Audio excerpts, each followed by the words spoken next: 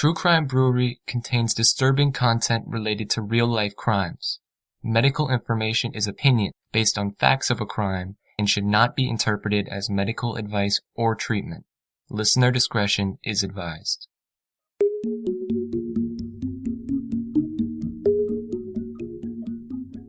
I remember the morning that Shirley showed up. He said, "You'll never guess who showed up on my doorstep at 5:30. And I said, "Who?" He said, "The psychotic bitch." And I told him, I said, "You know, Andrew, when I break up with somebody and put them on a plane and send them 1,300 miles away, I said, they knock on my front door, I'm going out the back door and I'm calling the police." He said, "What do you mean?" I said, "Andrew," I said, "be serious. Nobody drives 16 hours after you've just broken up with them." I said, "Do not meet her in private." He said, "What can happen?" And he said, "I'm going to need to catch up with you and we're going to have to do some serious talking." Well, I said, "Bring some beer. I only live a block away." I said, "When do you think you'll be done?" He said, "Well, it's 4:30 now. Meeting her at 6. 7:30 I'll be at your house." Things people should know about Andrew. He was never late. And you know what? When Andrew didn't show up at 7:30, I knew something was very wrong.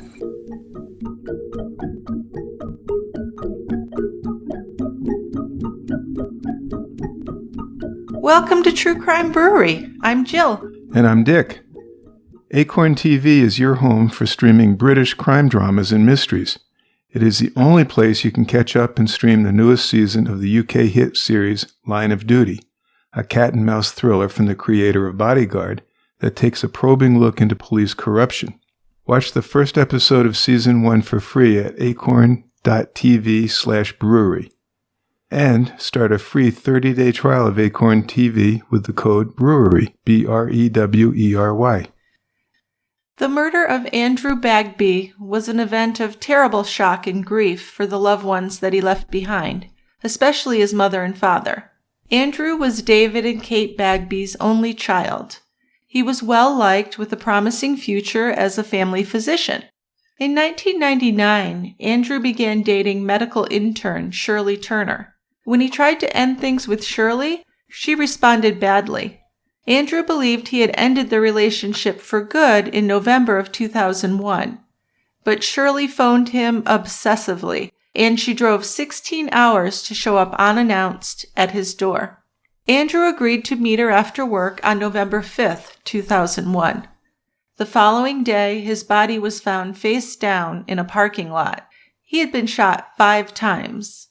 There was strong evidence against Shirley in Andrew's murder, but David and Kate Bagby's nightmare, which had begun with the murder of their son, would end with the death of their 1-year-old grandson, Zachary.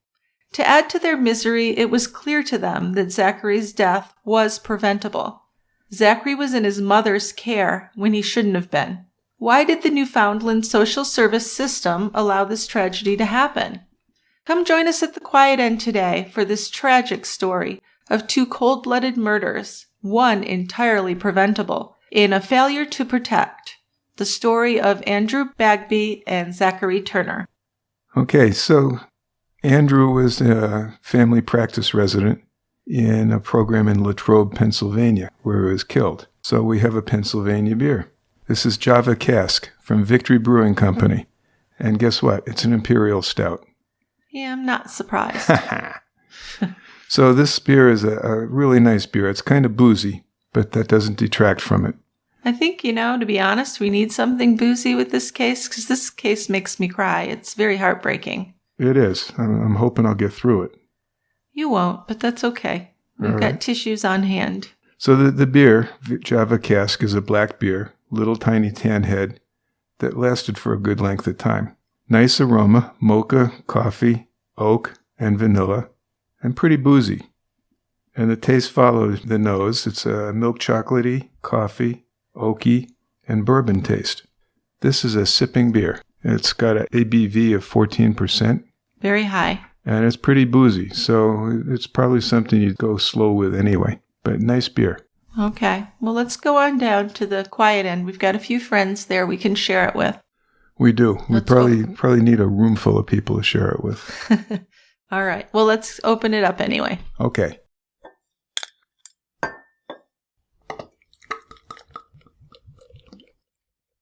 All right, Dick, why don't you go ahead and start our story as we start to sip this boozy beer? You got it. So 28-year-old Andrew Bagby had been trying for months to peacefully end his 2-year relationship with 40-year-old Shirley Turner. But she kept pushing her way back into his life. So there's a 12-year age difference in these two. There is, yep. On Saturday, November 3rd, 2001, over lunch at the Latrobe, Pennsylvania airport, Andrew believed he had finally convinced her that it was over, and Shirley boarded her flight home to Iowa. But the next day, Sunday, Shirley took her .22 caliber pistol and drove Interstate 80 back to Latrobe. Early Monday morning, Andrew was getting ready for work, and she showed up at his apartment. Now, he was too kind to turn her away. He let her into his apartment and then let her stay there while he walked across the street to the hospital. Now, at the 7:30 report, and that's how it works. The new people coming on, the old people going off after the night shift, there's a report. Mm-hmm. We've done this. You and I have both done this. Right. So Andrew told his supervisor at the report, and the supervisor was Dr. Simpson, about his early morning surprise visit.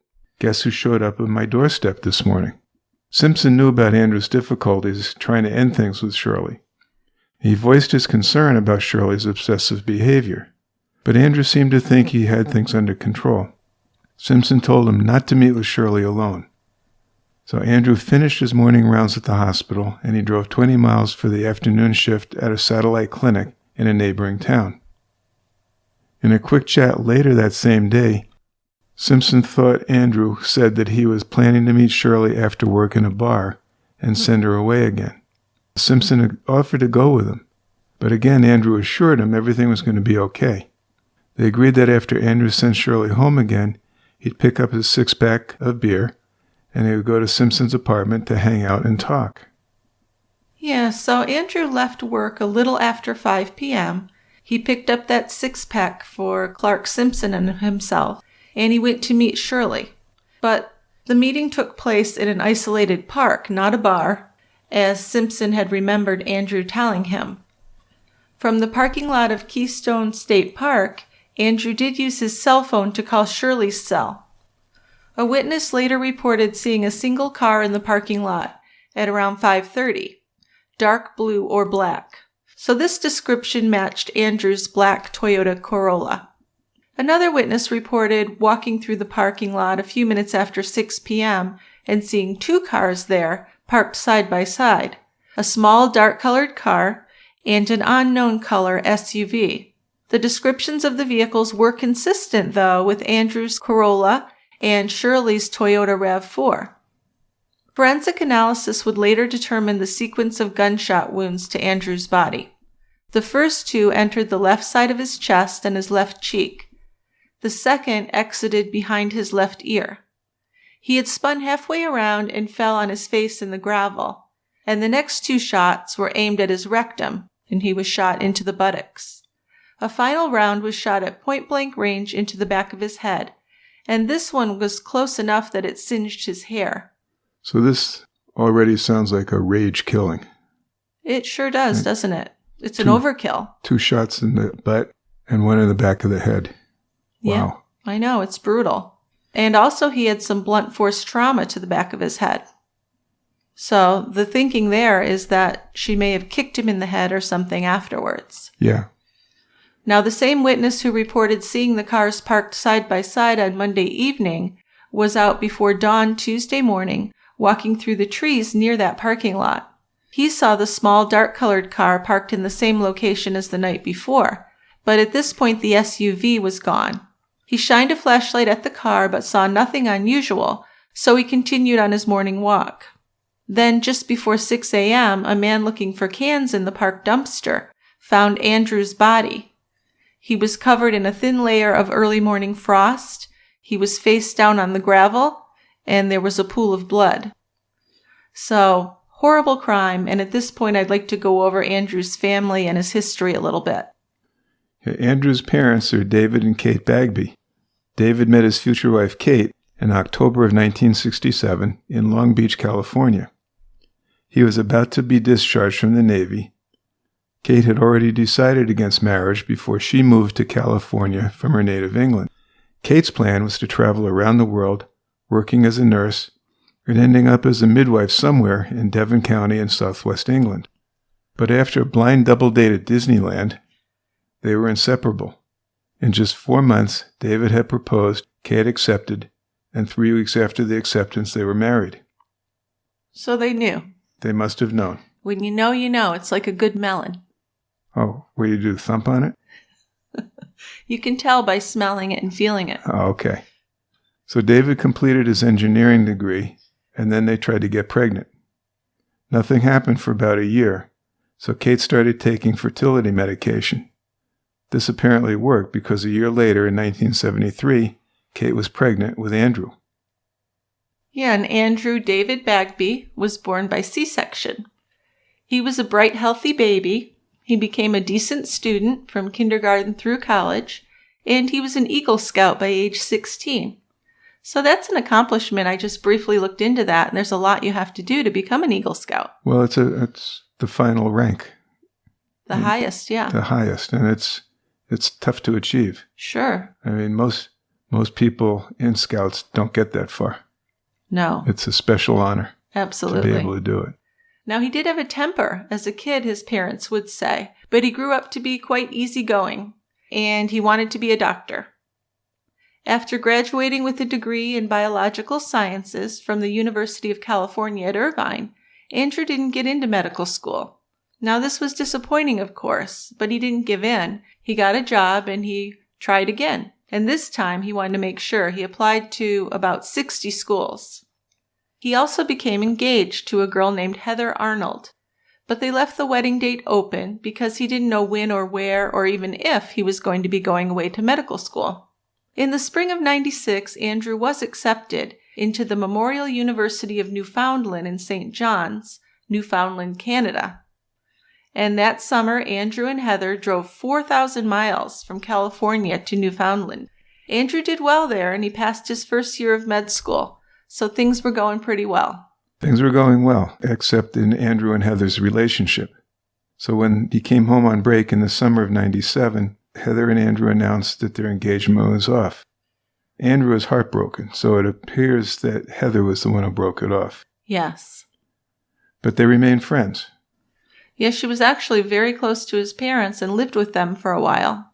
So she was kind of like part of the family. Right. Which I think would make it even more heartbreaking if your parents love the person you're engaged to and they're already part of the family like that. That would make it really tough. Oh, it would, wouldn't it? Yeah, definitely. So a few years later, as Andrew was beginning his last year of medical school, he began to date an older woman. This was a medical resident named Shirley Turner.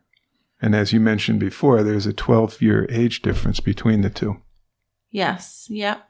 And she had a lot of issues. That's putting it mildly. I know, right? So let's do a little background on Shirley. Shirley Jane Turner was born in 1961 in Wichita, Kansas, and her parents separated when she was about 7 years old, and she went with her mother to live in the seaside village of Daniels Harbor, which is on the west coast of Newfoundland. She was significantly above average, though, academically. Very smart. She got 98s and 100s on her chemistry exams, and it all seemed pretty easy for her. Shirley was considering a career in nursing, but she was encouraged to become a doctor because her grades were so good. In 1981, less than a year away from earning her undergraduate degree in chemistry, Shirley's ambitions were sidetracked and she got married. But even without that degree, she was qualified as a high school chemistry teacher, so that's what she did.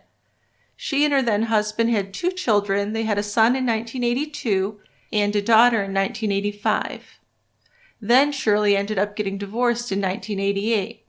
She married her high school sweetheart, and she had a daughter with him in 1990. So she didn't waste much time hooking up with this guy and remarrying. Well, it kind of sounded to me like she left the first husband for the second husband. Yeah, as far as I could tell. That was kind of the implication. Yeah, I think so. But the second marriage didn't last long. It was very short. They got separated in 1991, although they didn't officially divorce until 6 years later. But right after the separation, the father took custody of their 1-year-old baby. Shirley's son and older daughter from her first marriage, who were 8 and 5 by this time, did live with Shirley, at least for a while. For a while. Because about 2 years after the separation, the older kids went to live with their father. And that's when Shirley decided to pursue a career in medicine.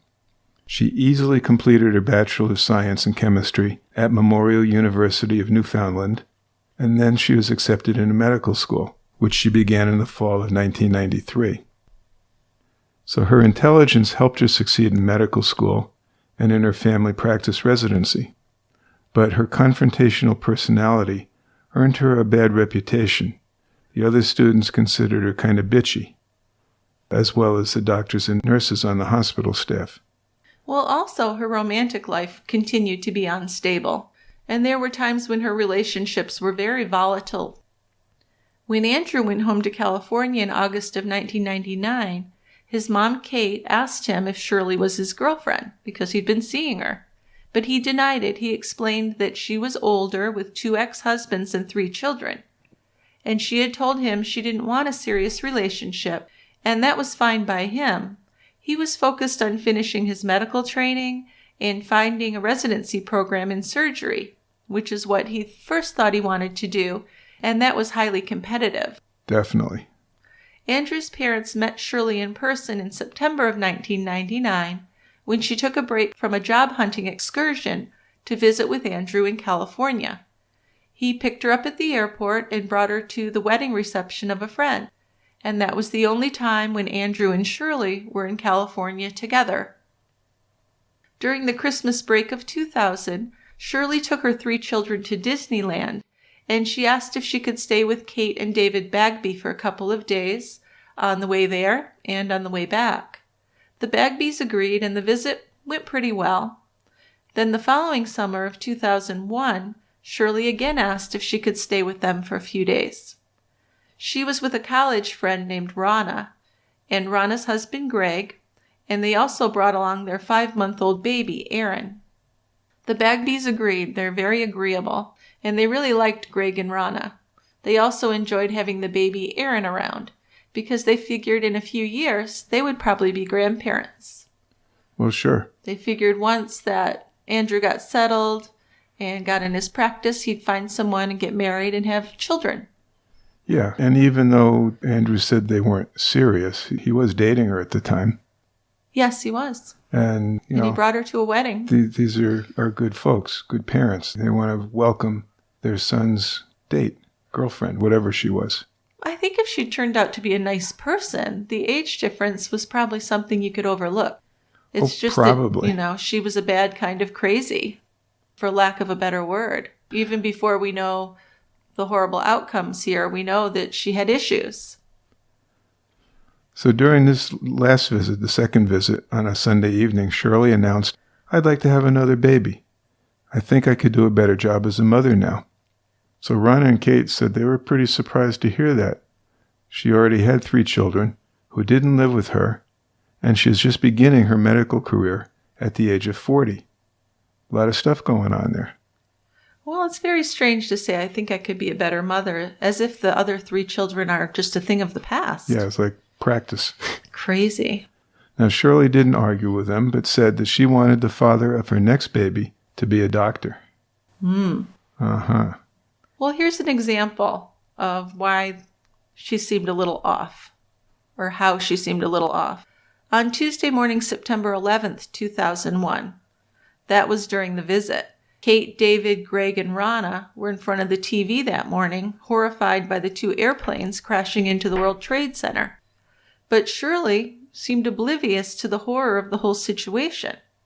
She strolled into the living room, just barely glanced at the TV, and then happily talked about how happy she was that her new telephone connection at her apartment in Iowa was all set up.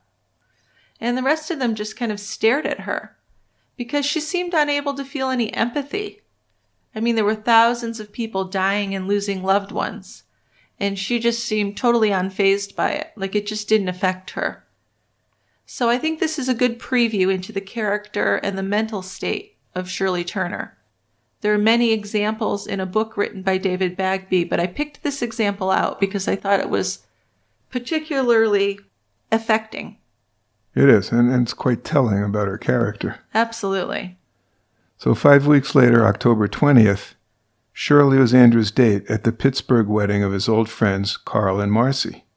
Kate and David were there also, and Kate noticed that Andrew seemed slightly ill at ease during the reception. But Shirley seemed like her usual self. She was smiling and she was very affectionate with Andrew, sometimes making sexually explicit comments. But that was how Shirley always behaved. Yeah, other friends had made comments that that was something she would do. She could be very jealous and possessive and say things inappropriately about their sex life. Yeah, and their friends, Andrew's friends, more than commented. I mean, they said, get out of that relationship. Yeah, they found it kind of alarming, really. Yeah, but that's how Shirley was. Right. So maybe Andrew was just beginning to notice how she could be quite odd and unpredictable. It might have been, because I feel like when he was up in Canada, he was lonely. He was on the rebound. He was lonely. And she was giving him attention. So I think he just got into this thing and then realized, how am I going to get out of it, I guess. Yeah, you're right. And his parents didn't know it at the time, but by now, Andrew had been trying to end the long-distance relationship that he had with Shirley. And she was becoming more and more obsessive. There was another wedding that she wasn't invited to, and she called him obsessively throughout it, angry that she wasn't there. Yeah, not just a couple times. No, 30, 40 times, yeah. And it was only about 2 weeks after that wedding that she had gone to when Andrew was found dead. His friend Clark Simpson was aware that Shirley had been in Latrobe when he was killed, and that he had planned to meet her after work. Andrew had never showed up at Clark's apartment that evening of November 5th, as he said he would. Now, this was strange enough to be concerning, but then when Andrew didn't show up for work the next day, Clark knew that something was really, really wrong. As it got close to 9 a.m. that day, Andrew's colleagues were getting very nervous. Then they heard on the news that a body had been found in Keystone Park, and it was described as a man in scrubs. Suspicious. Well, yeah, it was just followed by dead silence, they said. Yeah. November 6th was a Tuesday, and Andrew's body had been found earlier that morning. Kate Bagby was at work when she got a call from Shirley, a little before 9 a.m. California time. Shirley knew that Kate was at work, but she nevertheless chatted away, telling Kate that she's going home to wash her hair and tidy up before returning to the hospital clinic because she had an 11:30 appointment with a patient. Then Shirley asked Kate if she had heard from Andrew lately. Shirley proceeded to tell her that she had been home all day Monday with a migraine that had started on Sunday. Now, Kate was busy. She's trying to work and see patients, so she said goodbye and hung up. 20 minutes later, Shirley called Kate again and asked again if she had heard from Andrew. She told Kate that she had tried calling his home and cell phone with no luck. She said that she had last spoken with Andrew by telephone on Sunday and that he had sounded very happy. After a little more chit-chat, they hung up again. But there was a third call that morning from Shirley, and she began another long conversation. This time she told Kate that the Pennsylvania State Police had called her boss looking for information on her recent whereabouts. Her boss had reported that she called in sick with a migraine on Monday, but she was back at work that day, Tuesday. Shirley asked Kate to call Andrew's hospital and have him paged, because she said that she had a history with the switchboard operator. Shirley added that she had spoken with her nurse the night before, and because of her migraine, the nurse was the only person she had spoken with. So Kate thought this entire conversation was odd, but she was working. Then Shirley referred to the state police call in a way that did cause some concern. If it's in Greensburg, it must be about Andrew, mustn't it? She said. And then Kate became anxious. They promised to call each other if they learned anything, and then they hung up. It was about 2:30 p.m. California time when a Sunnyvale, California police officer called Kate at work and told her to phone the coroner's office in Greensburg, Pennsylvania. What a terrifying thing to hear. And Kate put it all together, of course. Police, Greensburg, Andrew, and now coroner. She felt absolutely sick. She asked if her son was dead, and the officer said that he couldn't tell her, but she had bad news. So that's very ominous. You know what the bad news is. Yeah, her nightmare has begun here. Kate called the number that he had given her, and it ended up being the courthouse, which was closed. In a panic, she called back the Sunnyvale police officer, and she was given a second number to Greensburg, this time for the Pennsylvania State Police Barracks. She called, she identified herself, and was connected to a sergeant who told her that Andrew was dead under suspicious circumstances. At this point, Kate just collapsed. When she gathered herself enough, she called her husband David at his office because he was at work too. And of course, David and Kate were devastated. And that's too light a word. I mean, they were just totaled. There's no words for it. Yeah. They were driven home by friends, and they fell apart, unable to believe that their son was dead, and he had been murdered. So they decided that they needed to fly to Pennsylvania, and they were booked on a 10 o'clock in the evening flight. So Kate called Shirley and learned that a Pennsylvania policeman had called and told her of Andrew's death, and that he had asked Shirley not to talk to the Bagbys until they had been officially notified.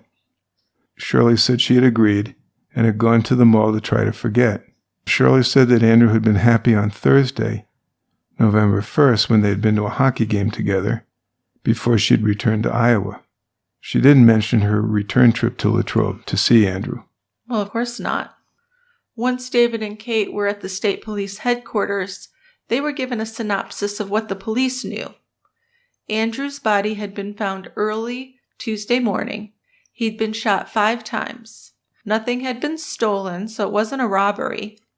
He'd been shot in the face, the chest, the buttocks, and the back of the head. So whoever had killed him had been angry. This had been a crime of passion. This wasn't random. And the police already had a suspect in mind, and that was Shirley Turner. Yeah, I mean, she didn't have a good alibi, did she? No. Well, no, it's all found out pretty quickly. Right. Which makes it all the more remarkable that she wasn't in prison. So Andrew's activity leading up to the killing was put together with interviews of anyone who had been in the vicinity of Keystone State Park, all of Andrew's associates at the hospital, and Kate and David. Shirley Turner came to the attention of police right away. Clark Simpson reported that Andrew had told him Shirley had shown up on Monday morning at his apartment after he had broken up with her and seen her off on a flight back to Iowa. So police contacted Shirley by phone at the clinic where she worked in Council Bluffs, Iowa. Yeah, Shirley was interviewed around 2 p.m. that Tuesday, November 6th. And it really took several minutes just to get to the point because she kept moving the conversation into irrelevant, self-centered topics. She said she thought she was losing her Newfoundland accent and wondered if the detective noticed that. Her home and cell phones had different area codes, she said, because one was in Council Bluffs and the other was in Omaha. When she was finally brought back to the pertinent questions, Shirley claimed that she had last spoken to Andrew on Sunday, the 4th. This lie, which she said before she had been notified of his murder, became a real key point in the case against her. Several key statements from Shirley were noted in the remainder of this phone call. She said she was romantically involved with Andrew in a long-distance relationship. She said they loved each other, but they were open to dating other people. Yeah, right. Back on October 20th, Shirley was in Latrobe for Andrew's friends Carl and Marcy's wedding. Then afterwards, she went home to Iowa. Then Friday, October 26th, she returned to Latrobe and stayed with Andrew for a week. Saturday, November 3rd, she returned to Iowa. Shirley said that her departure at the airport was the last time she had seen Andrew. Shirley also referred to that last week they shared together as one of the better weeks they'd ever had. Since Saturday, she said she'd been in Council Bluffs and Omaha and gone alone to the zoo that Sunday afternoon, alone to a movie on Sunday evening as well. After that, she went home and had dinner by herself. Sunday, she said, was the last time she talked to Andrew over the phone once in the morning and again in the afternoon. On Monday, Shirley said she was home alone all day with a migraine, sleeping most of the day. She said she called her nurse in the morning to say that she wouldn't be into work and that she was taking medication and unplugging the phone, and that if they needed to contact her, they should just leave a message on her cell phone. She called the nurse again about 10:30 in the evening to say that she was feeling better and to inquire whether she had any patients scheduled for Tuesday. Tuesday morning, she went to the car wash and the post office. She got gas, and she showed up at work for an 11:30 appointment with a patient. Shirley drove a Toyota RAV4, an SUV. Which had been seen, or a similar car had been seen parked next to Andrew's car. At Keystone Park. Keystone Park. Yes.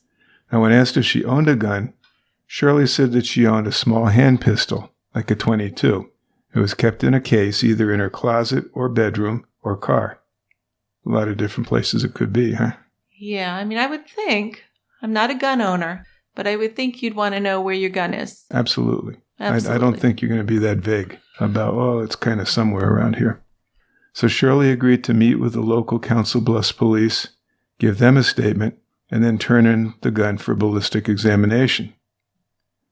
Except 5 hours after this interview, Shirley called back to the detective to report that her gun was missing. The case, she said, was in her car, which was locked and had not been broken into, but the gun was missing. So she can't even tell a good lie. No, not at all. This is all very shady, very suspicious from the get-go.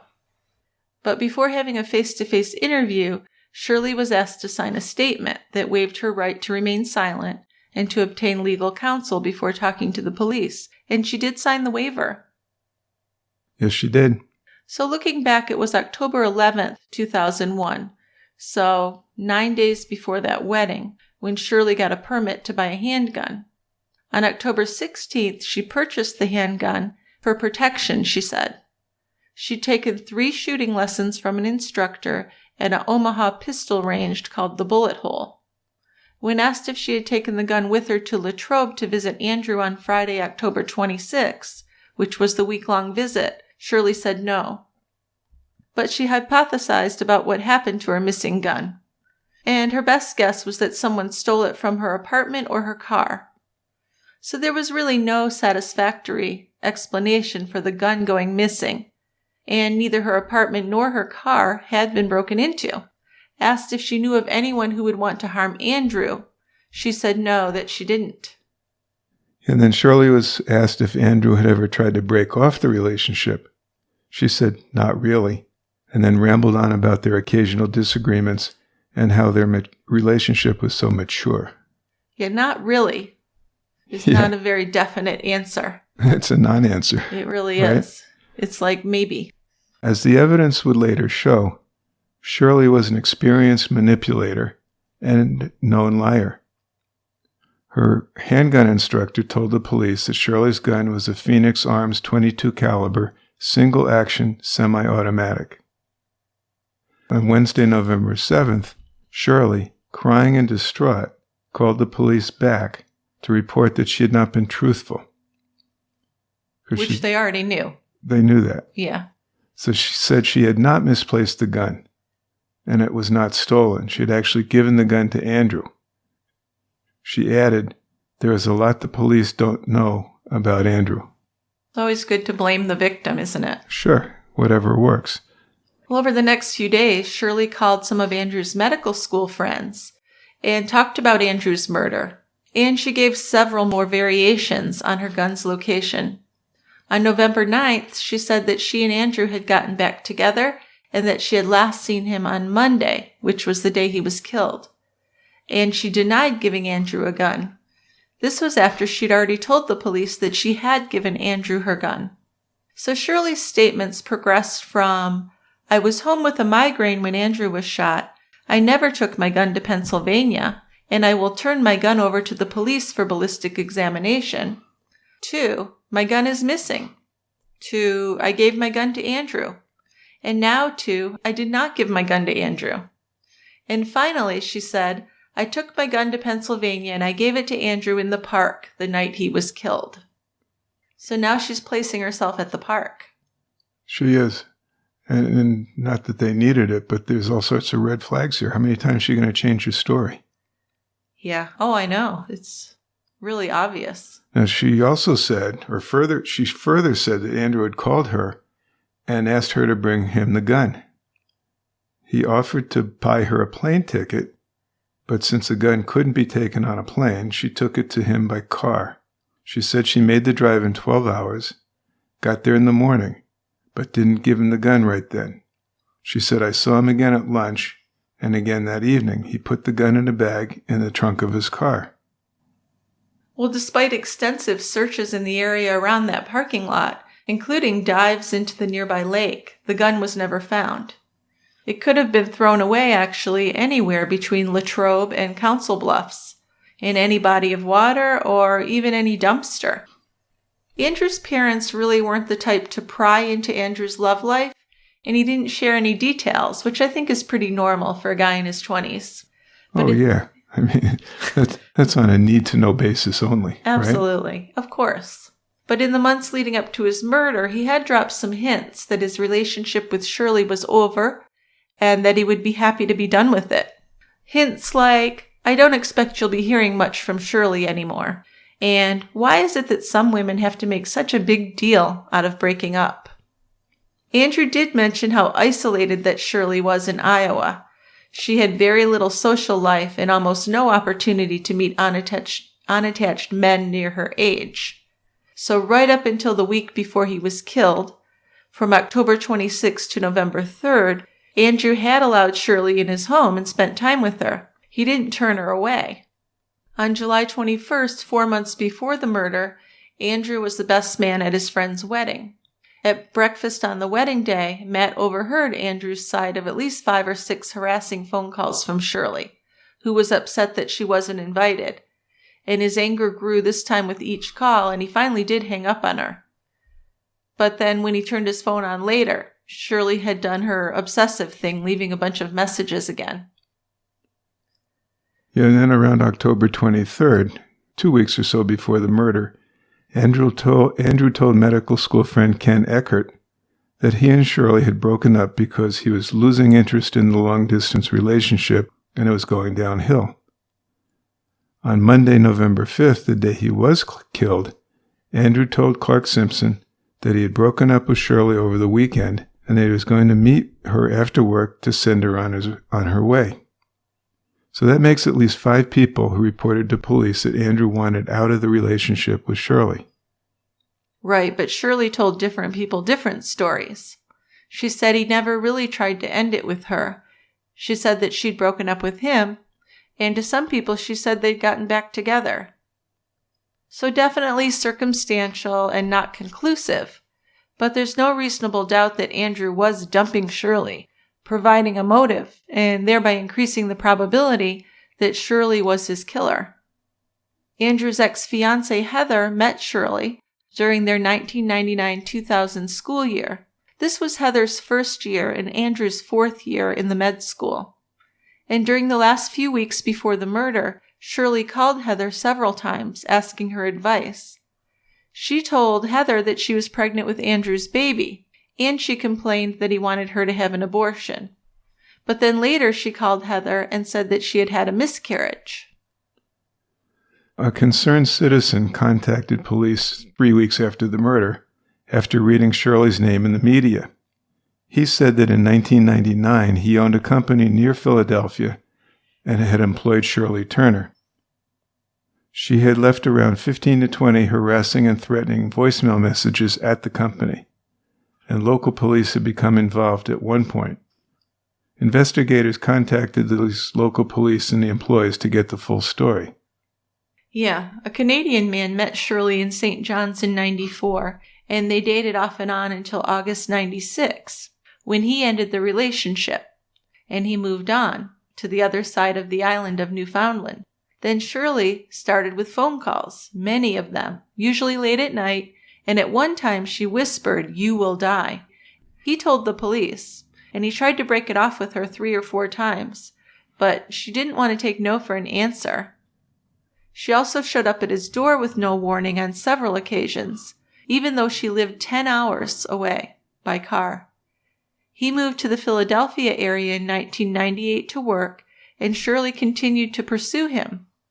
Then they started occasionally dating again, but after a while he broke it off again. And when he broke up with her that time, she punched him in the face. Tough taking rejection. She could not deal with it at all. So on April 7th, 1999, Shirley flew to Philadelphia from Newfoundland, rented a car, and stalked her ex-boyfriend's residence for 2 days. Shirley bought some roses, sleeping pills, anti-nausea medication, a can of potato chips, and a bottle of Pepsi. Behind the ex-boyfriend's apartment building, she used the Pepsi to wash down the potato chips and the drugs, and then she climbed the stairs to his third-floor apartment.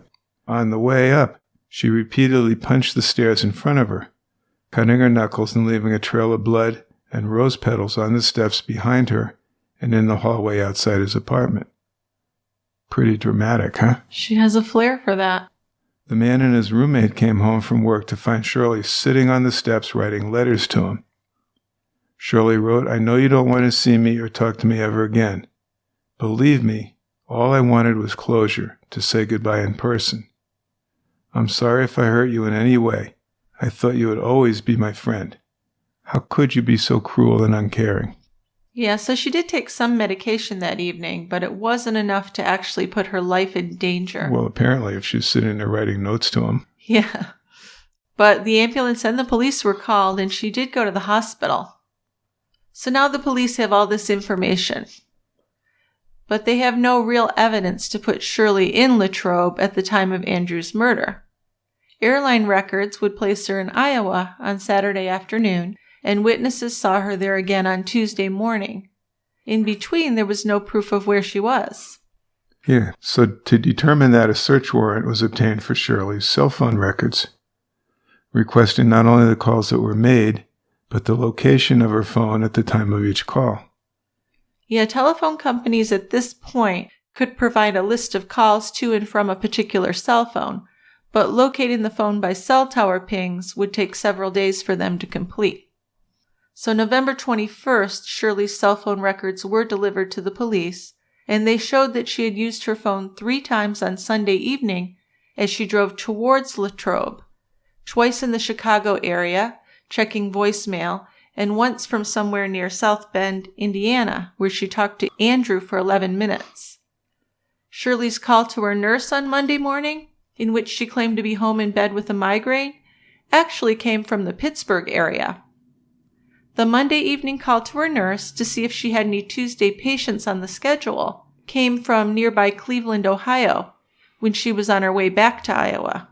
The final call of her return trip was made near Stuart, Iowa, which is about 70 miles east of where she lived in Council Bluffs.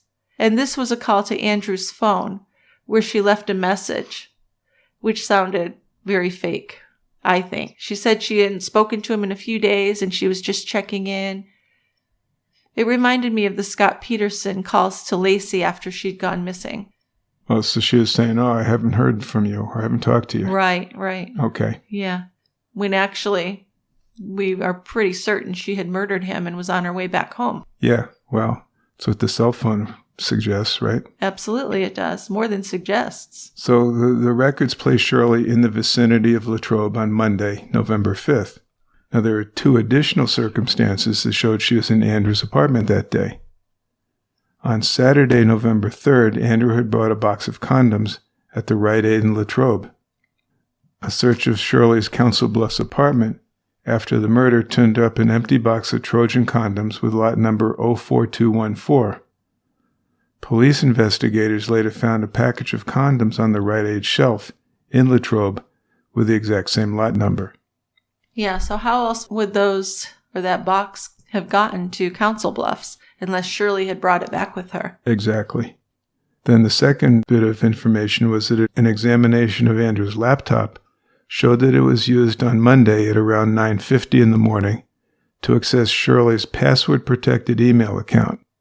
She had also bid on eBay to purchase a Barbie doll for her younger daughter, and while waiting around to murder Andrew after he got off work, she went online and confirmed that she was the high bidder. So this all seems very cold-blooded and planned out, doesn't it? It certainly does. This confirmation of Shirley being in the Latrobe area at the time of the murder, along with her resentment over Andrew's ending their relationship, plus the missing gun, allowed the police to get a warrant for her arrest. But Shirley flew back to Canada on November 12th, 1 week after Andrew's murder. She did have a round-trip ticket to return on November 30th. Her lawyer was able to say in his affidavit that Shirley did not flee and that she only went to Canada for emotional support, but she never did return to the U.S. By coincidence, her 18-year-old son, her oldest, was seriously injured in a car accident on the day that she arrived in Canada. So this gave her a convenient excuse to stay in Canada after her original November 30th return date, although I really don't think she was going to return. No, she did buy a round-trip ticket. But at the same time, she was informed or knew that she was a suspect. And she probably figured out that she was going to be arrested for it. Oh, I think so. So let's get out of Dodge. And later on, she'd try and act like she returned because of the car accident. But she had already flown to Canada before that happened. Before the accident, yeah. Right. So let's take a short break here. You can take your hair color to the next level at home for less than $25 with Madison Reed. Madison Reed gives you gorgeous, multidimensional healthy hair with your choice of over 45 multitonal shades that have been developed by master colorists. And they really know how to blend nuances of cool, warm, light, and dark to give you a great natural-looking color. Many of our listeners have written to tell me how Madison Reed hair color has improved their lives. And I totally get it. Madison Reed delivers gray covering, natural-looking color right to my door. Now I'm free from salon visits, and I'm saving a fortune while my hair looks really good. So I'm always happy to recommend Madison Reed to our listeners. It's affordable, it's convenient, and it's very high quality. We're busy women. We deserve gorgeous professional hair color delivered to our doors on our schedule for an affordable price. Find your perfect shade at madison-reed.com. True Crime Brewery listeners get 10% off plus free shipping on their first color kit by using our code BREWERY. That's code BREWERY at madison-reed.com. So the police had the cell phone records on November 21st, and this placed Shirley in Pennsylvania at the time of Andrew's murder. So they did have enough evidence to get an arrest warrant. However, Shirley wasn't in the country any longer, so a warrant would only begin an extradition request. Now, this is a pretty long process. It could take years. And that's something I didn't realize before we studied this case. Well, is how long it can take. I think we knew it's a lengthy process. We didn't know exactly how long. And obviously, she's going to fight extradition. I mean, it's easier if they don't fight extradition. You can just kind of send them back. Well, yeah, but she was fighting it. She wasn't going back because she knew what was facing her. And I think her lawyer was delaying it. There were a lot of delay tactics. Oh, sure. And there was always another court date, another 4 weeks, another 6 weeks. Drove the parents absolutely crazy. Yes, it did. David and Kate Bagby returned home to California, but they kept in touch with Pennsylvania officials, and they would return to Pennsylvania if an arrest was made. One clever thing the Bagbys tried to lure Shirley back into the U.S. was to invite her to Andrew's memorial service in California. But she didn't show. She knew what they were planning. But I bet she was tempted because she's that kind of person that wanted to be there and play the grieving girlfriend. She could play the grieving girlfriend and wail and gnash her teeth on the coffin and everything. Absolutely. But she didn't show. So at the end of November, Shirley called Kate and David to tell them that she was pregnant with Andrew's baby. They weren't sure whether or not to believe her, but they knew that it could be. Well, yeah, because they'd been together. Pennsylvania State Police announced the arrest warrant for Shirley. He must not have been using his Trojans back then. Yeah, that's a good point, Dick. I didn't even think of that. Maybe she poked holes in them. Because she was not above using pregnancy in relationships. Pennsylvania State Police announced the arrest warrant for Shirley on November 29th. By December 6th, she had a Canadian attorney with experience in extradition, and she was prepared to respond when the formal request landed on December 11th. Canada had abolished the death penalty and was extremely hesitant to extradite a fugitive to face possible execution. However, Shirley was charged with one murder that was motivated by her lover's rejection, and the death penalty can't be sought in that case. I'm not sure why, because that seems like an awful crime. I mean, Right. A rejection doesn't seem like any normal reaction would be murder. No, it doesn't. But at the same time, I mean, if there's a death penalty on the table, Canada's not going to extradite. Right. But it wasn't on the table. Right. Right. But you have to promise them, actually you have to assure them that that's not a possibility. You can't sneak it in there at the end. The Royal Newfoundland Constabulary received the warrant for Shirley's arrest Wednesday, December 12, 2001, and they notified her lawyer. He in turn arranged for her to appear before Newfoundland Supreme Court Justice David Russell, and he released her. That's just something to me, that you would release someone who is a murder suspect. Yeah, here's someone charged with first-degree murder. In the U.S., In yeah. the U.S. Yeah. And she's released in Canada. She's free. The transcript shows that Crown Prosecutor Mike Madden, who was representing the United States, and Shirley's lawyer, Randy Piercy, entered the courtroom with an agreement already in place. There was no dispute over whether she would be free on bail. She had to surrender her passports, remain in Newfoundland, post $75,000 in sureties, and sign in once a week at the local police station. She was not allowed to have any weapons, and she was ordered to avoid contact with a specific list of people, witnesses, related to the case, and that included the Bagbys. Well, sure. But a surety is a person who promises to pay if the accused fails to appear in court. But there's no actual money changing hands here. The original surety amount of $100,000 was decreased to $75,000. Two of Shirley's friends each signed for $5,000, and the remaining $65,000 was promised by Shirley's psychiatrist, Dr. John Doucette. So, at first glance, maybe second and third glance, this is a huge ethical problem. I would think that's inappropriate. How can her physician post a surety for her? I don't know what the rules are on it, but it's definitely inappropriate. I'm just flabbergasted. It doesn't seem right at all. Yeah, the morning of December 12th, Shirley had called Dr. Doucette at his office, and she requested that he come down to the courthouse because she was about to be arrested for the murder of her boyfriend, Andrew Bagby. So Doucette went to the courthouse and later that afternoon signed the $65,000 surety for his patient, Shirley Turner, and she was then released pending a hearing on the request for her extradition to the U.S. So what we have here is this woman who's going to be arrested in the U.S. She flees to Canada, and the attempts to extradite her, that's going to take some time. In the meanwhile, she's free on not even bond. They didn't have to post this money. They just have to say, I promise to pay it. Right. If she needed. doesn't come back, right. Yeah. So holy cow.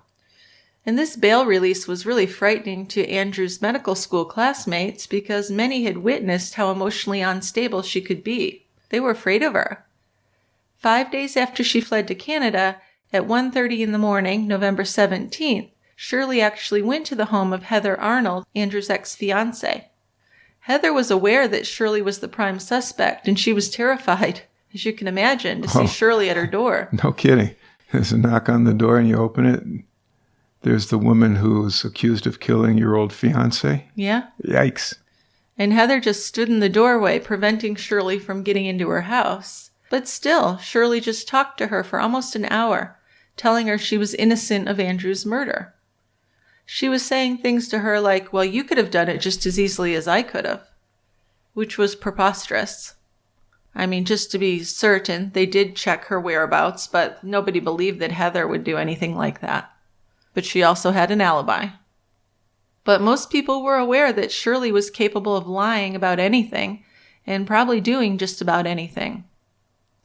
The Bagbys weren't sure if she was really pregnant with their grandchild, but they decided that if she did end up giving birth to Andrew's baby, and she went to prison, Kate and David wanted to raise the child. Andrew's child, if there was one, would be all that they had left of Andrew.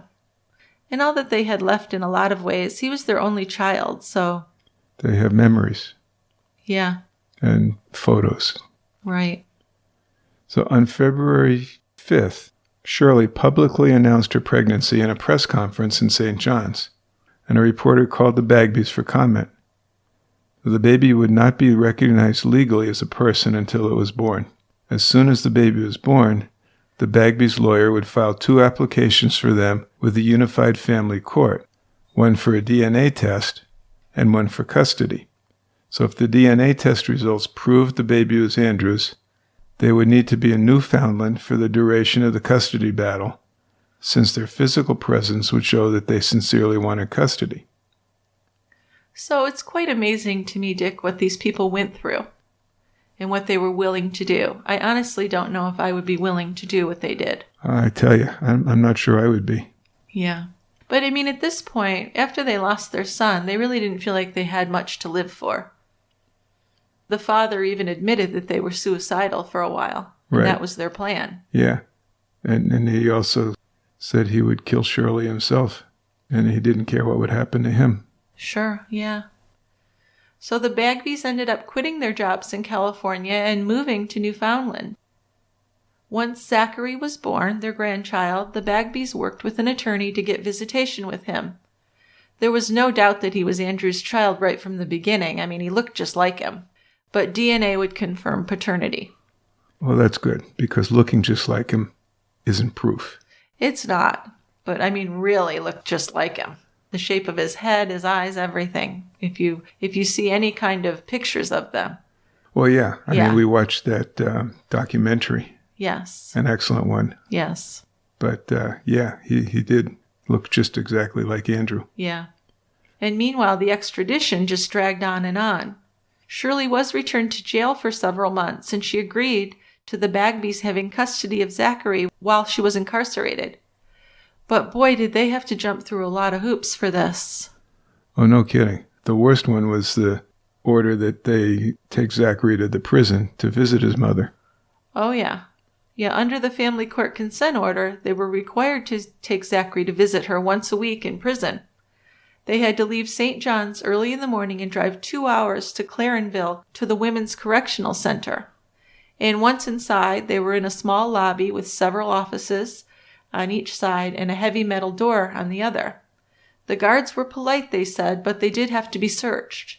They also searched Zachary's diaper, toy bags, and felt through his blanket for weapons and contraband. When they were let in through the metal door in the visiting room, on the far wall there was another metal door which opened after that door was closed. And that's where Shirley was brought in. Kate and David sat on chairs at one end of the room and watched as Shirley cuddled and played with Zachary. The guard also stayed in the doorway and watched. Then they had to check into a motel. They'd have lunch, and they'd return to the prison from 2 to 4 in the afternoon for another visit, and then again from 5:30 to 7 in the evening for another visit. This was the agreement, which I think is a hell of a lot to ask of these people. It certainly was. And she's in prison for killing their son. It's too much. I don't know how they could stand it. Then, that's not all. The next morning, they would have to take Zachary back to the prison for another 2 hours, then 2 more in the afternoon, and then they'd come back the next week and start all over again. That's right. At the end of one visit, Shirley looked directly at David and said, "Thank you for taking such good care of Zachary." Now, he had a hard time talking to her, so he just tried to keep to the point, and he said, "We're doing this for him and for Andrew." He was civil with Shirley, but tried to keep any conversation focused on Zachary, and refused to talk with her about the extradition or the murder cases, which was totally appropriate. You can't be talking about those things. And then on one visit, Shirley asked Kate if Andrew's hair had been curly and blonde like Zachary's back when he was a baby. And this was hard to take, considering that Shirley was Andrew's probable murderer, and she's trying to make chit-chat like we're just 2 moms, talking. It takes a lot of nerve. Doesn't it? When the Bagbys weren't in Clarenville for visits, Shirley was also allowed a daily 10-minute call to them to check on Zachary. Kate usually talked to her, but one time Shirley asked if she could speak to David. She told him that her lawyer in Pennsylvania, Anthony Mariani, wanted to speak with the Bagbys. So David called the district attorney in St. John's, who said there was no problem with him calling Mariani. The lawyer said that since they were cooperating so well with Shirley over Zachary's care, he wanted to know if they were interested in helping to fund a private investigator to investigate Andrew's murder. Also, he asked if they would like to help getting Shirley released on bail. It seemed that Shirley had delusions that the Bagby's support of Zachary extended to her. Can you believe it? And, no surprise, the lawyer's requests were declined.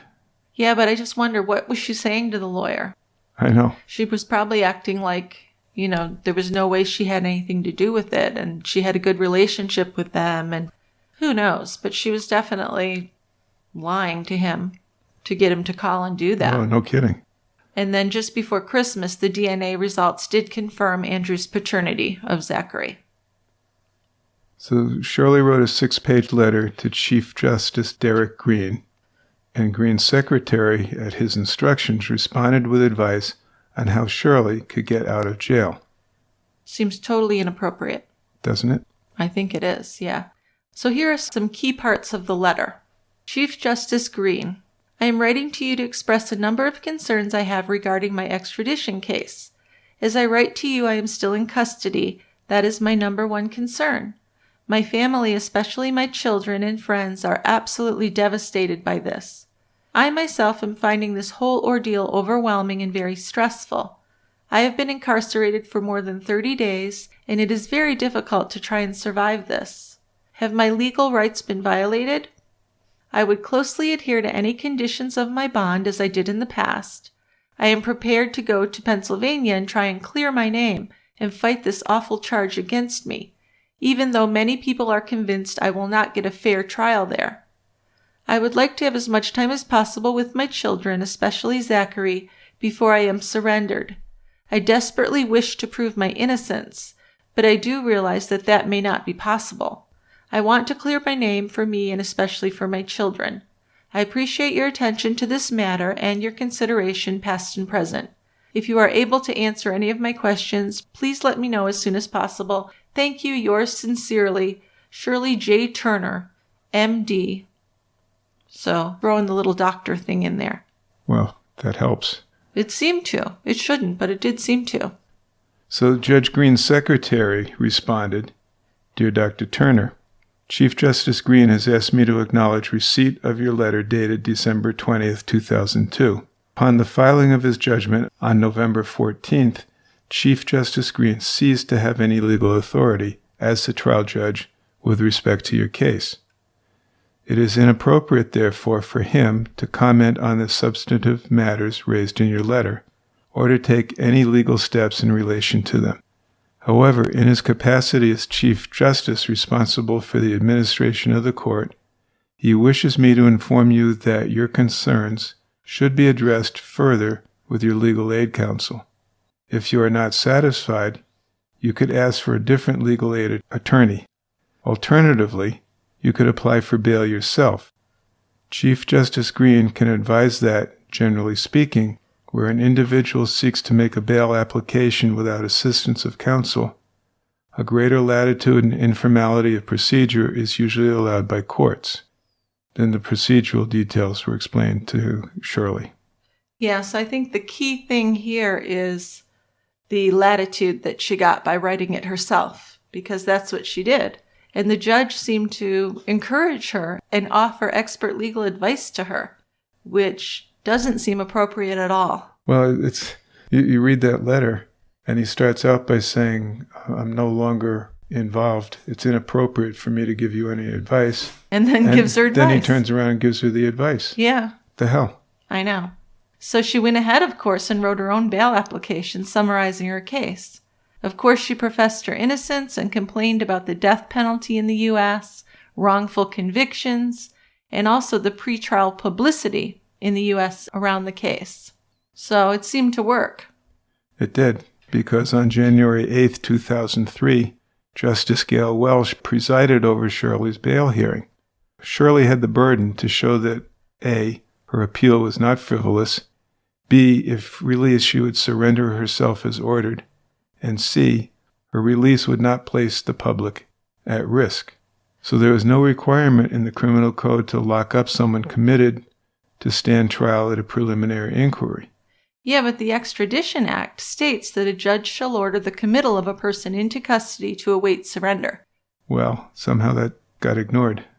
Well, this Judge Welsh was kind of unbelievable. Judge Welsh said the merits of the case had to be considered, and she was granted bail prior to the extradition hearing. So the last time the merits of the case were considered, it didn't result in Shirley Turner not receiving bail.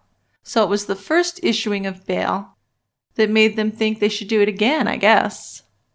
I mean, as a layperson, that's how I read that. Welsh said that she was ready to make a decision right there on the spot, which was weird. And based on the argument that the judge had heard and the affidavit evidence that was provided, she said she was satisfied that Dr. Turner should be granted bail. Because of the interpretation of presumption of innocence, a probable premeditated murder in Shirley's past could not be used as an indication of possible risk in the future. Yeah, but the other part of that whole thing, the last part, her release would not place the public at risk? How did they know that? A person accused of murder Right. is more likely to be accused again, I guess is the best way of putting it. Well, what were the stats on that? I know you were looking into that. Well, there was some statistics on people that had been paroled or served their sentence for murder. And of these 11,000-something people, 35 murdered again. Right. Which doesn't sound too bad out of 11,000-something. Sounds pretty bad. But if you look at the general population, the estimate would be 2 people accused of murder. So you're 17 and a half times more likely to murder someone if you've already murdered someone else. Right. And something like 85% of people that are probable murderers awaiting trial are guilty. Right. But nevertheless, it worked. Well, here are some key points of Judge Welsh's written reasons that supported her decision to release Shirley. Dr. Turner provided an affidavit which amply supports the conclusion that she would comply with the order. The Crown had failed to establish that it was necessary to detain Turner in custody in the public interest. Listen to this now. As her crime, while violent, was specific in nature, regarding the public safety issue, while the offense was with which she was charged is a violent and serious one, it was not directed at the public at large. No, just poor old Andrew. What the hell does that mean? Well, I guess it would. I would look at that and figure that she didn't walk into a mall and open fire on the crowd. Most murderers don't. Most murderers have a person they want to kill and they do it, and that's what she did. Yep. Doesn't matter to the court. And another thing was that she said there was no indication of a psychological disorder that would give concern about potential harm to the public generally. And that's not true. I mean, when we look into her history, we're going to find out that she had a big history of being unstable. That she did. And she was on medication for some psychiatric issues. Yes, and there were 8 people who'd had restraining orders against her. Right. So with this legal rationale, Zachary was sent back to live with his emotionally unstable mother, Shirley. And as you can imagine, this was really horrific for the Bagbys. Oh, can only imagine. In order to avoid contact with Shirley, the Bagbys agreed to pass Zachary through a third party, both when they picked him up and when they dropped him off. Shirley called them several times to babysit Zachary for her, and they always happily agreed, gave them more time with their grandson. Right, exactly. When negotiations were completed on the new consent order, it was a big improvement over the conditions before when Shirley was in jail. The Bagbys had 6 visits with Zachary every 2 weeks, including 1 overnight, a total of 37 hours unsupervised. Also, they were made the first choice for babysitting if Shirley found a job. Nobody was allowed to remove Zachary from Newfoundland. If Shirley went back to jail, the Bagbys would again have him full-time and again accommodate the visits with Shirley in prison. You know, this agreement was the legal basis for the next 6 months of the Bagbys' relationship with Zachary and Shirley. Yeah, but it was difficult to have a third party because they wouldn't get many visits with him. Right. So they ended up having interactions with Shirley. And here's the part where I don't think I could do it. I just don't know. I wouldn't even be able to look at this woman. I know, right? But they did that because they loved Zachary more than they hated Shirley. And that's according to David. Right. And I can see that, but that is so selfless to be able to do that. Yeah, again, I couldn't. No, it's hard to imagine. Cooperation between Shirley, Kate, and David grew along with this increased contact, and they really played the game of being nice with Shirley for Zachary's sake. But geez, this couldn't have been easy. I don't think it could have been. No, because Shirley would just try and act like everything was hunky-dory. Yeah. She wanted them to go to therapy with her, and that's where they drew the line. They couldn't do it. And I totally understand that. She's trying to act like she's just another innocent person in this, when she's the person who killed their son. Right. Unbelievable. I know. So Shirley started a new relationship with a man, and this lasted 2 or 3 dates before it began to fall apart. The guy's friends told him who Shirley was. And then he read some articles about Andrew's murder. That would give you pause, wouldn't it? Yeah. So this guy told her he wanted to end the relationship, to just be friends from that point on. And her rejection response was just as dysfunctional as it always was. When the man answered his phone, Shirley told him that she only wanted to talk and apologized for calling so much, but then she continued to harass and call him. After about a week of this, the man called the police to ask if anything could be done. He was told that because Shirley wasn't threatening him, there was nothing he could do. After that, he was harsh with Shirley, telling her, "Fuck off calling me." Then Shirley told him she was pregnant with his baby, calling him an immature asshole and demanding that he help her out with the baby. Then she told him she had an appointment for an abortion, then left a message that she'd canceled the appointment. And later on, she left a message saying she'd had a miscarriage. The day after that, she called again and said it hadn't been a miscarriage, only spotting, and she was so happy to be pregnant. 3 different tales. So Shirley said she wanted to meet with him to talk about the abortion, but he refused to meet with her. He told her that they could deal with the pregnancy through lawyers, and he refused to have any more direct contact. So Shirley assured her ex-boyfriend that she was innocent of Andrew's murder. She also said that Andrew had been obsessed with her, calling her all the time and wanting to see her, but she had only considered him a friend. Now, I can't imagine her telling him this stuff to this guy who's been on the receiving end of all this stuff. Right. And he's going to believe that. Well, the really sad thing about this is that Andrew was just too damn nice, right? He met with her, he let her in his house. If he hadn't been so nice to her, if he'd been a little more careful, not to blame it on him in any way, but I just think he was too nice to be an asshole to her and to tell her to fuck off. No, he was trying to be a nice guy. He's trying to let her down easy. Yeah. So it's just really terribly sad. So Sunday, August 17th, 2003, in the afternoon is when Shirley picked up 30 Ativan tablets at a pharmacy using a prescription written on July 15th by her psychiatrist, Dr. John Doucette, the one who had signed the surety for $65,000 for her. She spent the rest of that day at her apartment writing letters. At 11:38 p.m., she called a friend from her apartment, and she left a message stating that she was at her ex-boyfriend's house with Zachary, and they would be spending the night there because they were working things out and talking. Now, this was a little ways after his birthday party, which had been in July, right? Yeah, he was a year old in July. And there'd been kind of an incident there. Well, not so much an incident, although Shirley got upset because Zachary obviously preferred Kate to her. He looked to Kate for comfort, for love, affection. Because she was affectionate. Right. And the inference that I get is that Shirley's not much of a mother and didn't actually know how to mother.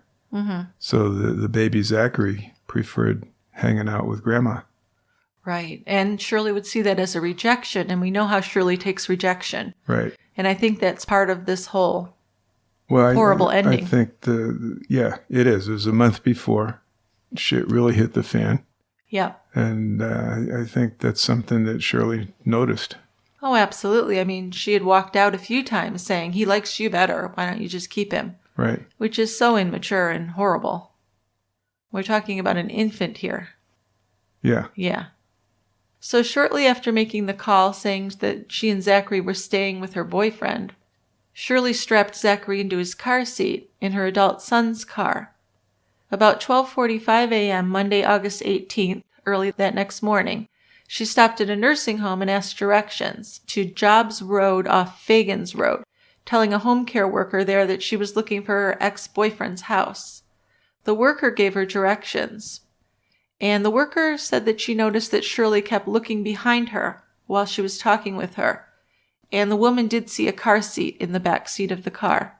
Shirley's ex-boyfriend worked for an ambulance service a short distance from his house on Jobs Road, so she stuffed a photograph of herself between the rear door and the door frame of an ambulance located in the ambulance service's parking lot.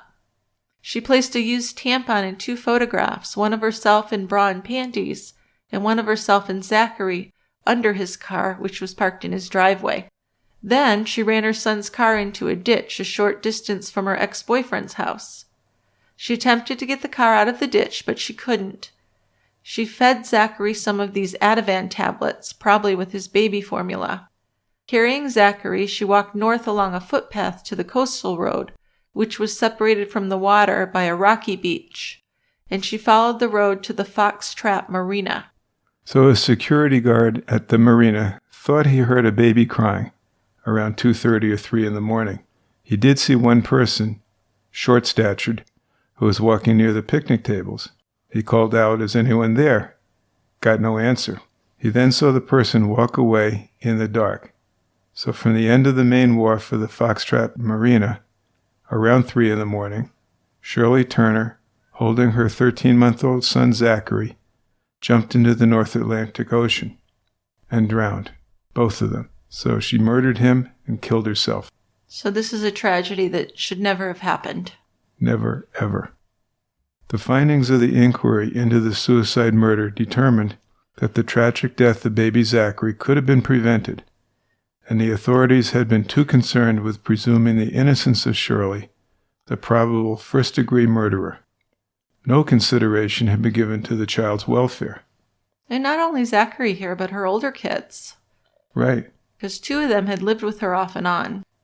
Coroner Peter Markstein commented, "Nowhere did I find any ongoing assessment of the safety needs of any of Shirley's children." Well, that ruling by Judge Gail Welsh that there was no psychological evidence to suggest Shirley was a danger was so false. During the inquiry, documents were found that revealed her history of unstable behavior. Shirley had had many failed relationships, including the 2 marriages.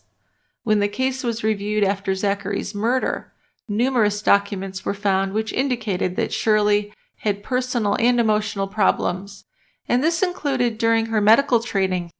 A supervisor described her as putting on a show for supervisors, and that she was very confrontational, manipulative, and unwilling to address any negative evaluations, so she couldn't take any criticism. Not at all. Experiences with Shirley actually led to changes in how residents were evaluated after that. So that's noteworthy if you're going to change the way the system works because of someone. Yeah. That's significant. There's some serious stuff going on there, right? Yes. Judge Gail Welsh's ruling that Shirley posed no threat was founded on the premise that since Andrew Bagby was the object of her rage and he was now dead, she was no longer a danger to the community, which of course makes no sense at all. David Bagby himself pointed out the flaw in this argument. Normal, stable members of society do not plan to murder a person just because they're angry. That is not a normal person. That's not a safe person to have walking the streets. So Darlene Neville, Newfoundland and Labrador's child and youth advocate, summed up the case by saying that 2 things were clear. 1, Zachary Turner's death was preventable. Number 2, Zachary was in his mother's care when he should not have been. So the case led to a critical overview of Newfoundland's legal and child welfare systems, as well as Canada's bail laws. A 2006 inquiry found serious shortcomings in how the province's social services system handled the case, suggesting that the judges, prosecutors, and child welfare agencies involved were more concerned with presuming Shirley's innocence than with protecting Zachary. The inquiry reached the conclusion that Zachary's death was preventable. The death of baby Zachary left David and Kate Bagby completely devastated. And like we said, there aren't words for what it did to them. Just after what happened to Andrew and then this, it's just amazing to me that they're still standing. Yeah, I don't know how it could go on. After this loss, coming so soon after the murder of their only son, they decided that they would fight for change in the laws that had failed their grandson Zachary. As a way to help deal with the senseless deaths, they pushed for a bill to be passed, allowing bail to be refused in the case of an accusation of a serious crime, which would include murder, manslaughter, attempted murder, aggravated assault. Okay. When the safety of a child is involved. So just to consider the child in this circumstance, which seems like a simple thing that they should have already been doing. So Zachary's bill is what they would call it, and there were 3 key messages. 1, the protection and safety of minors remaining in the custody of people charged with serious crimes should be considered during their bail hearings. 2, judicial decision makers must be attentive for the necessity to protect minors that remain in custody of people who are charged with serious offenses. And 3, a decision to deny bail to an accused may be appropriate for the intended protection of the rights and safety of minors that are in the custody of the accused. Reasonable suggestions, huh? It doesn't sound like a lot to ask. No. In 2006, a medical disciplinary tribunal ordered psychiatrist John Doucette to undergo psychiatric counseling and to pay $10,000 after he was found guilty of professional misconduct because he had posted the $65,000 bail or surety for his patient, Shirley Turner, in 2001. Doucette said that, in retrospect, he made an error in judgment. That's a major understatement. Yes. But he was acting out of compassion for his patient. Well, I don't know. I think if you're a professional like that, you should know that you don't do that. You don't. Right. David Bagby wrote a book, and it's called Dance with the Devil. It's a memoir of murder and loss. It was released in 2007. He and his wife also participated in a documentary produced by a family friend, Kurt Kenny.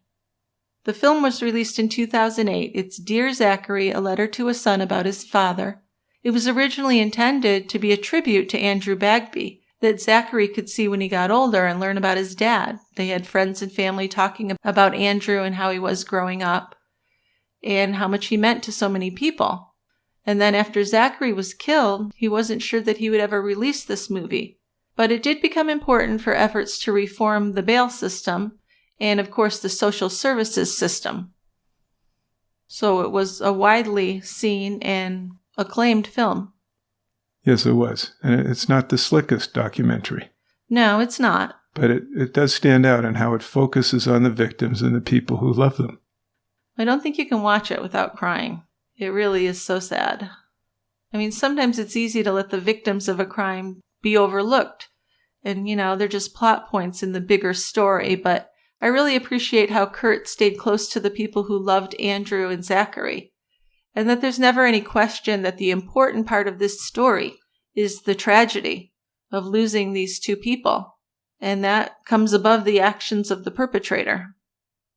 In 2009, Kurt sent out letters to every member of Parliament and offered to screen the film for them. He also asked Ottawa-based lobbyist and public relations consultant Gord McIntosh to help share the message for reform. There was a special screening in the Capitol in March of 2009, and that fall, a private member's bill was introduced. It proposed to add a clause to the criminal code to say that bail could be denied if it was deemed necessary for the protection of anyone under the age of 18. So this wasn't quite what the Bagbys had hoped for. They had wanted a blanket denial of bail for anyone accused of murder, which I think is reasonable. I do too. I mean, I guess this is better than nothing. But I don't that often hear of people arrested for first-degree murder getting bail. I don't think, I shouldn't say it doesn't exist. It does exist, but I would figure it's extremely rare.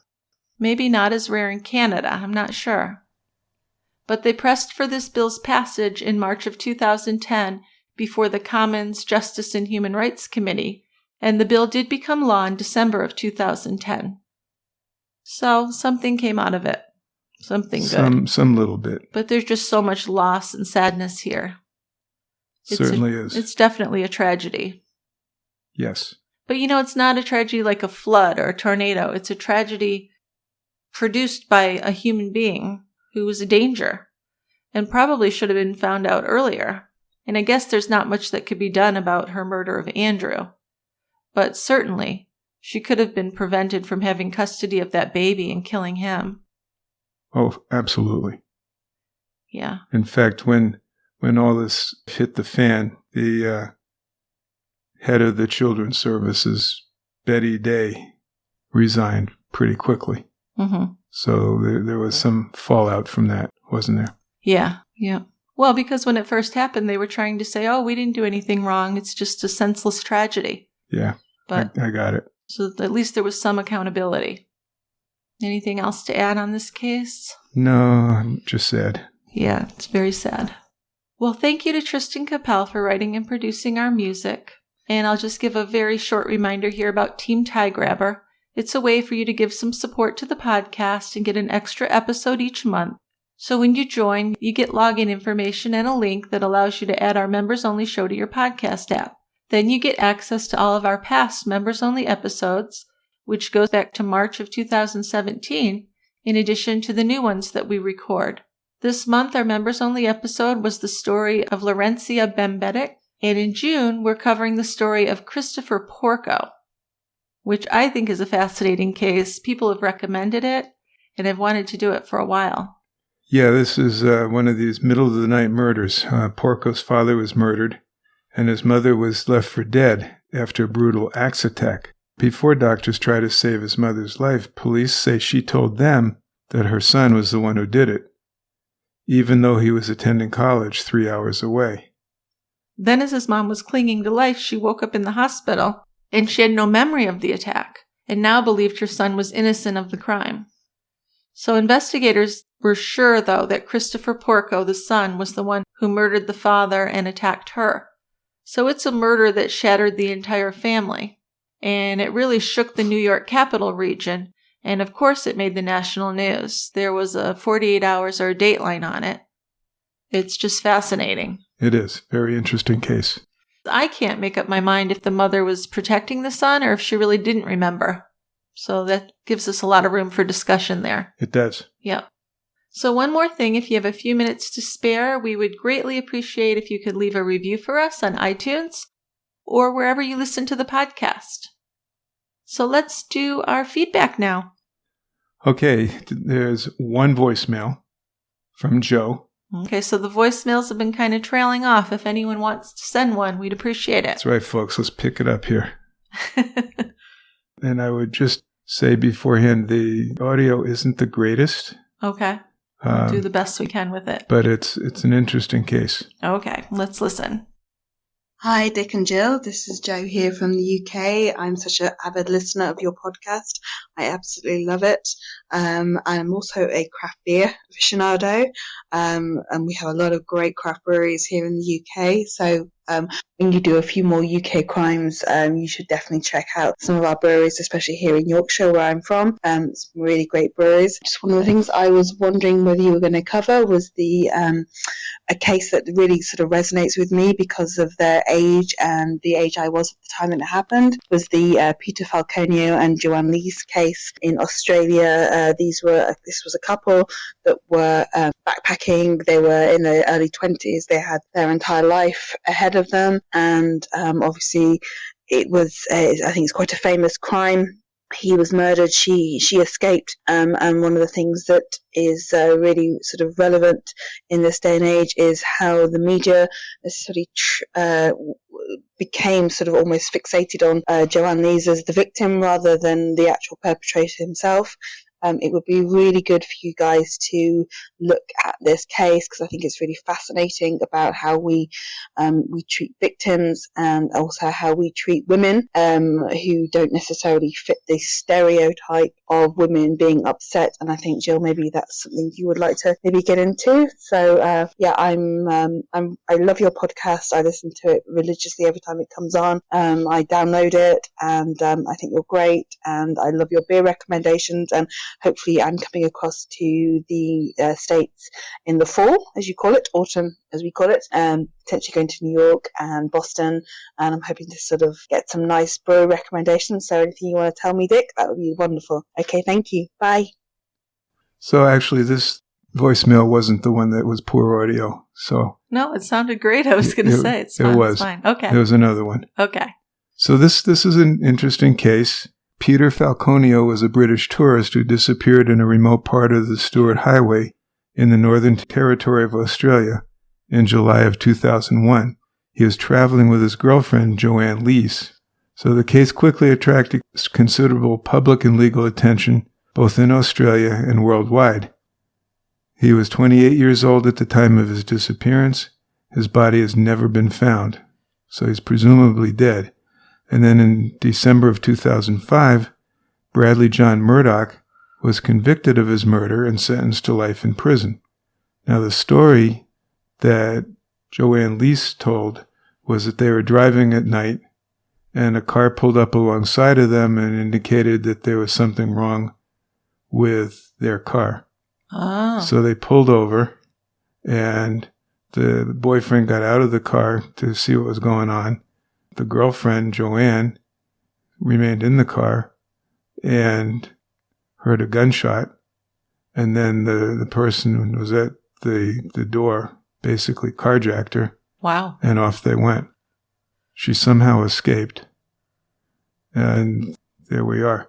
Now there's some discrepancies in her story. At least from what I was reading in the cursory exam I did, it's not at all positive that they got the right guy. Really? But it's interesting. So I think I would look at that. Well, it sounded like from what Joe said is that they kind of judged this woman on her emotional reaction. Right. Which I always find that a compelling discussion. Don't you? Yes. Yes. Well, you know how you women are, right? Right. So, and Joe, if you're coming to the States, in New York, a couple breweries that I enjoy are Single Cut and Greenpoint. Those are both in the city, not Manhattan, but in one of the boroughs. Then in Massachusetts, which I'm a little more familiar with. Sure. My favorite breweries there are, and they're all pretty close to Boston, are Night Shift. I love Night Shift. They're the best sours. And Treehouse and Trillium. That's not by any means an exhaustive list. It's no. Off the top of my head. So have fun. Absolutely. I mean, there's plenty of beer in Boston, that's for sure. And New York. So we have a couple of emails. And the first one looks like it's a social media message, Sweet Talks. Case suggestion. It's short and to the point. You guys should do a show on Anatoly. Am I pronouncing that wrong? Yeah? No? Anatoly Moskvin. So you look that up. What do we know about that? Well, I'm not sure this, it's fascinating, but I'm not sure it's a case we're going to do. But I just wanted to go through it. We can always chat about it for a few minutes. That's fun. Anatoly Yurevich Moskvin is a Russian academic and linguist from Nizhny Novgorod, Russia. Now, he was arrested in 2011 after the mummified bodies of 26 girls between the age of 3 and 15 oh my God. were discovered in his apartment. So it turns out that he would exhume bodies from local graveyards, then he would mummify the bodies and dress them and pose them around his home. This sounds like a bad movie. Doesn't it? Now here's the amazing thing. He lived with his parents. Yikes. And they had seen the mummies, but they just thought they were big dolls. But why would a grown man have big dolls? I don't know. It's awful. Okay. So he had a psychiatric evaluation. I hope so. And he was determined to be a paranoid schizophrenic. And he was sentenced to court-ordered psychiatric evaluation, and he's been in prison, in a psychiatric hospital since 2012. So there's no violence here. He didn't kill anyone. He did not kill anyone. It's just very warped. He merely dug up bodies and arranged them. Wow. And his parents had no clue. That's horrific. That is really horrific. So that was pretty interesting. That's an interesting email, yeah. Okay, we also have a case suggestion from Karen. Yeah, this is a regulation email. Okay. And Karen wrote, I live in Las Vegas, so there are several cases I could suggest, but there is one name that can actually be associated with more than one case. That name is Benny Binion. Yeah, and this is 3 cases. So this is like a trifecta. Okay. Benny came to Las Vegas in the 1940s from Texas, where he had already admitted to one murder and was a suspect in several others. And he opened the Horseshoe Casino, home of the World Series of Poker. A cab driver by the name of Marvin Shoemate came up with a get-rich-quick scheme, which involved kidnapping Benny's son, Ted Binion. Benny got wind of Marvin's plan, and not long after, Marvin's body was found on a mountaintop with a shotgun blast to the chest and a single bullet to the head. No one was ever charged, but the police thought that the evidence pointed to Benny as ordering the hit. Next is the murder of Bill Coulthard, who was an FBI agent, attorney, and businessman that was killed by a powerful car bomb that set several cars on fire and blew a hole in the parking garage cement floor. Bill, along with some other businessmen, owned the land that Benny's Horseshoe Casino sat on. The lease was about to be up, and Bill had said that he would not renew it. That meant that Benny would lose his prize casino. Again, the FBI thought that Benny had ordered the hit, especially when soon after Bill's murder, the remaining landlords signed a 100-year lease deal with Binion, and he got to keep his casino. No one was ever arrested, and that case remains open to this day. The final case is the death of Ted Binion, Benny's son, under suspicious circumstances. His girlfriend Sandra Murphy and his friend Rick Tabish were eventually charged, convicted, and then acquitted.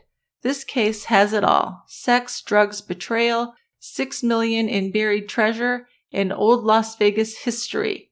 There's too much for me to get into, so you'll have to check it out. Wow. Well, thanks, Karen. That sounds... Isn't it? I mean, compelling. I knew some of this stuff. I know who Benny Binion is. Do you? Yeah. Okay. Because I knew about the World Series of Poker. But all this other interesting stuff. Sounds like a Ray Donovan episode. Yeah, doesn't it? Yeah.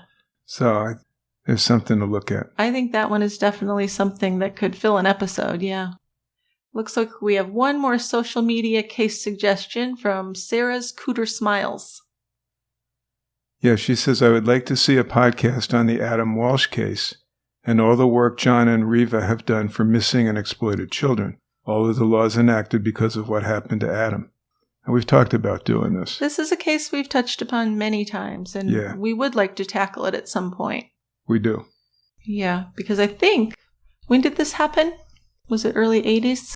70s or 80s? It's a while ago. But, yeah, actually, there were a lot of changes after that. One of the most famous child abductions that I can think of. Oh, yeah. Overall, yeah. Absolutely. Yeah. Okay.